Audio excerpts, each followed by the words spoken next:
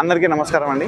నా పేరు doctor G Rajasekhar Varma, consultant interventional cardiologist Sri holistic hospitals Proddatur branch. Media మిత్రులందరికీ ప్రజలకి ఈరోజు వరల్డ్ హార్ట్ డే 2025 సందర్భంగా శుభాకాంక్షలు తెలియజేసుకుంటున్నానండి. ప్రతి సంవత్సరం సెప్టెంబర్ 29వ తారీఖున వరల్డ్ హార్ట్ డే జరుపుకోవడం జరుగుతుందండి. ఎందుకు జరుపుకుంటాము అనంటే గుండెకు సంబంధించిన రోగాలను నివారించడానికి తీసుకోవాల్సిన తగిన జాగ్రత్తలు సామాన్య ప్రజలకి తెలియజేయడానికి, ఈ సందర్భాన్ని యూటిలైజ్ చేసుకోవడానికి హాస్పిటల్స్ తరఫున ఇలాంటి ప్రోగ్రామ్స్ కండక్ట్ చేయడానికి ప్రతి సంవత్సరం ఒక రోజుని వరల్డ్ హార్ట్ డే లాగా సెలబ్రేట్ చేసుకోవడం జరుగుతుందండి.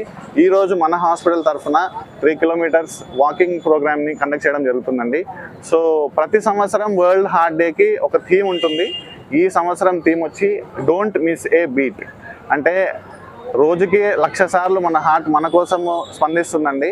సో ఆ 1,00,000 సార్లు స్పందించడంలో ఒక్క బీట్ కూడా మిస్ అవ్వకుండా ఉండాలి అని అంటే మనం తీసుకోవాల్సిన జాగ్రత్తలు ఏంటి, మనం హృదయాన్ని మనకిచ్చే చిన్న చిన్న సంకేతాలని అర్లియర్ స్టేజ్లో ఎలా గుర్తుపట్టాలి అనే విషయాలని కామన్ పీపుల్కి, సామాన్య ప్రజలకి అవగాహన కలిగించడానికి ఈ సంవత్సరము ఈ థీమ్ని నిర్ణయించడం జరిగిందండి. Don't miss A beat. Prevention is better than cure అంటారు. అంటే నివారణే ముఖ్యమైన చికిత్స. నివారణ కంటే గొప్ప చికిత్స లేదు.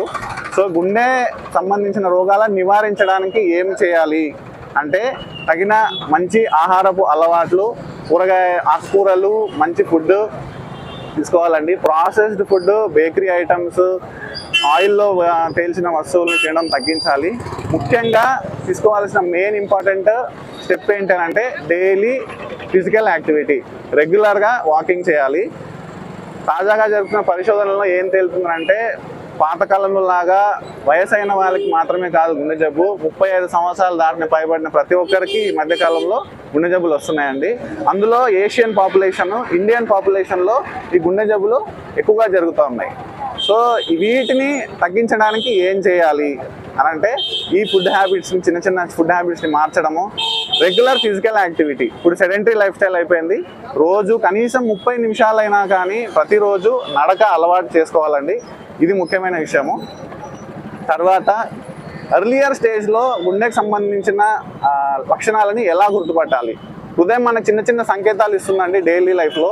ముఖ్యంగా 40 సంవత్సరాలు పైబడిన ప్రతి ఒక్కరూ ఈ విషయాల్ని గుర్తుపెట్టుకోవాలి. ఆ చిన్న చిన్న సంకేతాలు ఏంటి అని అంటే నడిస్తే ఆయాసం రావడము, నడిస్తే ఛాతిలో నొప్పి, మంట లాంటిది రావడము, గుండె దడ, అలసట, చిన్న చిన్న పనులకే అలసట రావడం. ఈ చిన్న చిన్న సంకేతాలు కనుక మీరు మీ రెగ్యులర్ లైఫ్లో కనుక అబ్జర్వ్ చేస్తే దగ్గరలో ఉండే హాస్పిటల్ని, కార్డియాలజీని సంప్రదించి తగిన పరీక్షలు చేసుకోగలరండి. సో ఈ సంవత్సరం theme don't miss A beat.